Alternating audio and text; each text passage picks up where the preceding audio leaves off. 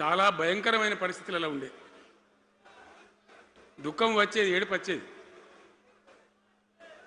ఎమ్మెల్యేలుగా ఉన్నా ఏం చేయలేని పరిస్థితి. ఆగమాగం అడివేడివి కదా.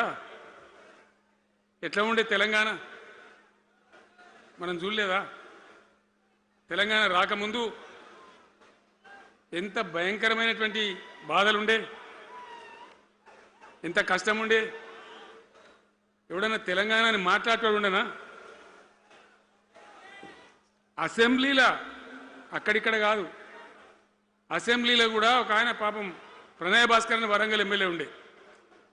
ఏదో విషయంలో ఆయన మాట్లాడబోతే, తెలంగాణని మాట్లాడబోతే, తెలంగాణ గిలంగాణ జాంతానే మాట్లాడదా, ఏది అసెంబ్లీలో తెలంగాణ అనద్దు అని నిషేధం. అంత భయంకరమైన వివక్ష, అంత భయంకరమైన దాడి. మన భాష మీద దాడి, మన బతుకు మీద దాడి, మన నీళ్ళ మీద దాడి, మన ఉద్యోగాల మీద, మన వనరుల మీద, మన ఆస్తుల మీద మొత్తం దోపిడీ చేయడం తప్ప ఇక్కడి ప్రజలను బికారీలాగా వదిలిపెట్టినారు. రైతాంగం ఆగమాగం అయిపోయి చెట్టుకోలు గుట్టకోలు అయిపోయింది. ఇంత ఎస్ఆర్ఎస్పి కాలువ ఉన్నటువంటి మెట్టిపల్లి, జగిత్యాల, సొప్పదండి ఇట్లాంటి ప్రాంతాల నుంచి కూడా దుబాయ్కి, బొంబాయికి వలసలు. పాలమూరు జిల్లా అయితే భయంకరమైన వలసలు. ఎంతకు పోయింది తెలంగాణ అంటే, కొన్ని పార్టీలు సరే వాళ్ళు చేసింది మంచిదా చెడ్డదా పక్కకు పెడితే దుఃఖం వచ్చేది, బాధ కలిగేది, ఆవేశం రగిలేది. మహబూబ్నగర్ జిల్లాలో 190 మంది యువకులు వలస. బతకానంటే బతకపోవాలి, ఆడ బతుకు లేదు. ఉన్న ముసలోళ్ళకు, ముడిగోళ్ళకి ఇంత డబ్బులు వాళ్ళు పంపిస్తే కంట్రోల్ బియ్యం కొనుక్కొని తిని బతకాలి.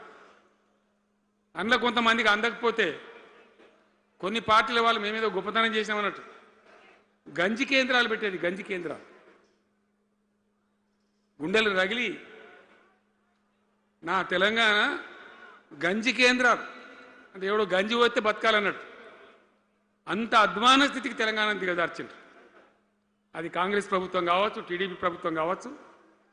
తీయటి పుల్లటి మాటలు చెప్పుడు తప్ప కసుకేటి నీళ్లు తెచ్చియలే, మంచినీళ్ళు ఇయ్యలే, కడుపు నిండా కరెంట్ ఇయ్యలే, ఏది లేదు. అంత పట్టిదే గ్యాస్.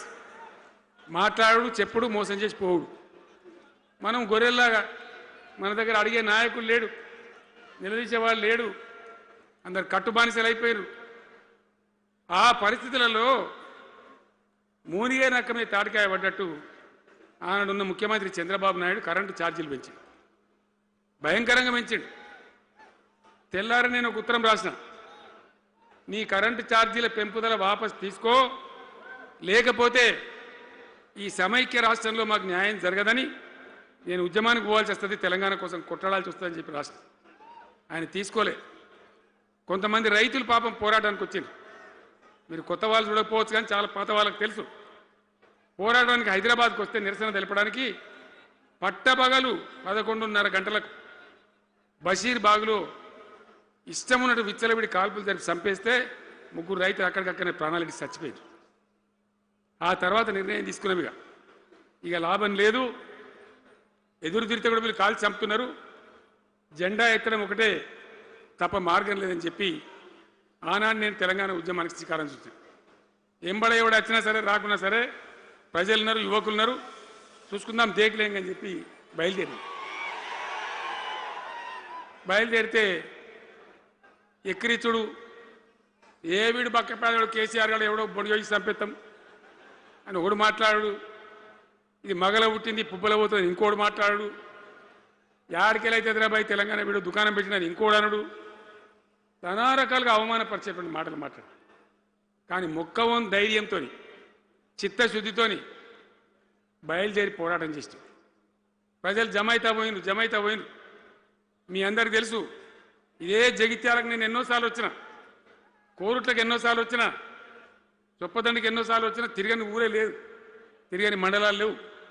అట్లా పక్షిలాగా మొత్తం తెలంగాణ తిరిగి విశ్వ ప్రయత్నం చేస్తే ఒక పెద్ద ఉద్యమ కెరటం తయారైన తర్వాత మేము కూడా తయారుపై మేము ఇస్తాం తెలంగాణ అని కాంగ్రెస్ పార్టీ మొదలుపెడితే సరే మంచి మాటగా ఎవడైతే ఇస్తే ఇచ్చినా ఎవడైతే కావాలి తెలంగాణ ఎవరితేంది అనే పద్ధతితోని